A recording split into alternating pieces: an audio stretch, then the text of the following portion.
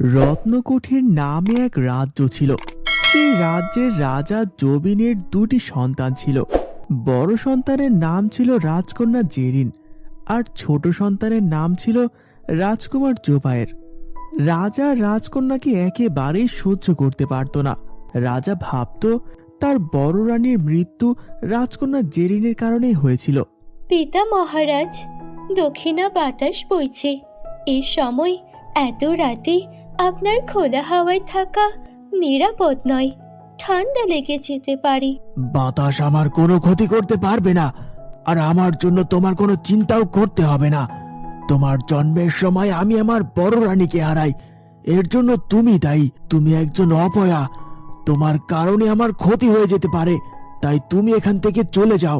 তোমাকে আমি কতবার বলবো জেরিন, তোমার বাবার কাছ থেকে ও আমাদের কাছ থেকে দূরে থাকবে, কিন্তু তুমি তো আমার কোনো কথাই শুনছো না। এখনই চলে যাও বলছি। আসলে ছোট মা, পিতা মহারাজ এই দক্ষিণা বাতাসে এত রাতে দাঁড়িয়েছিলেন, কিন্তু এখানে এভাবে একা থাকা উচিত নয়। ওনার শরীর খারাপ করবে। তার উপর রাক্ষসের দলের নজর আমাদের এই রাজ্যের ওপর, আমার পিতা মহারাজ আর ছোট ভাই জোবায়ের ওপর। তারা যে কোনো সময় যে কিছু করতে পারে। আমার অনেক চিন্তা হয় তা নিয়ে, তাই সব সময় তাদের সুরক্ষার জন্য আমি সব সময় আমার পিতা মহারাজের আশেপাশে থাকি। এই মেয়ে বলে কি? তুমি মেয়ে হয়ে তাদের সুরক্ষা কিভাবে করবে? তুমি রাক্ষসের সাথে কখনো লড়াই করতে পারবে না, আর তুমি থাকলেই আরো বিপদ ঘটতে পারে। চলে যাও এখান থেকে। মা, বাবা, আপনারা কেন সব সময় আপুর সাথে এরকম খারাপ ব্যবহার করেন? আপু আপনাদের কত স্নেহ করে, ভালোবাসে। সব সময় আপু আপনাদেরকে নিয়ে চিন্তা করে, অথচ আপনারা আপুকে ভালোবাসেন না, এমনকি ভালো ব্যবহারও করেন না তার সাথে। পুত্র জোবায়ের, বোনের প্রতি এই যে তোমার এত ভালোবাসা, এটাই তোমার জীবনের ক্ষতি ডেকে আনবে। এখনো সময় আছে, ওর থেকে দূরে সরে আসো। রাজকুমার জোবায়ের রাজকন্যা জেরিনকে বড় বোনের মতো অনেক স্নেহ করত। জেরিনও তার ভাইকে অনেক আদর করত। বাবা জোবায়ের, তোমাকে কতবার বলেছি জেরিনের থেকে দূরে থাকবে, আর সে তোমার নিজের বোন নয়। কেন তুমি তার পক্ষ নিয়ে কথা বলতে আসো? তার থেকে দূরে থাকবে। রাজকন্যা জেরিন রাজা ও ছোট রানীর কথা শুনে অনেক কষ্ট পায়, আর সেখান থেকে মন খারাপ করে দৌড়ে চলে যায়।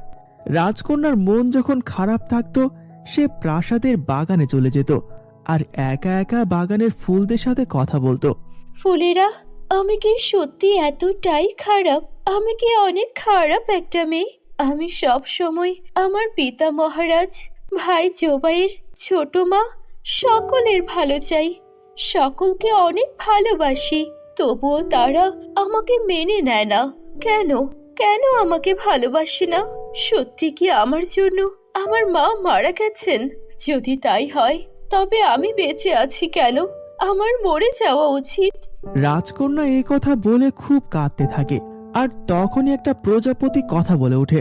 রাজকন্যা, কে বলেছে তুমি খারাপ? তুমি তো সুন্দর এক রাজকন্যা, ঠিক তোমার মায়ের মতো। তোমার মন অনেক পবিত্র। কে কে কে কথা বললো? আমি আমি গো, আমি তোমার সাথে কথা বললাম। প্রজাপতি, তুমি আবার কথাও বলতে পারো, আর তুমি কত সুন্দর এক প্রজাপতি। আমি যে এক নীল পরী, তাই তো কথা বলতে পারি। প্রজাপতির রূপ নিয়ে বাগানে বাগানে ঘুরে বেড়াই। ওমা, তাই? জানো, আমি কখনো পরী দেখিনি। আমাকে একবার দেখা দেবে? রাজকন্যা এ কথা বলার সাথে সাথে প্রজাপতি পরীর রূপ নিয়ে রাজকন্যার সামনে এলো। রাজকন্যা, তুমি আর কখনো কাঁদবে না, নিজেকে খারাপ মনে করবে না, নিজেকে নিজেই দোষারোপ করবে না।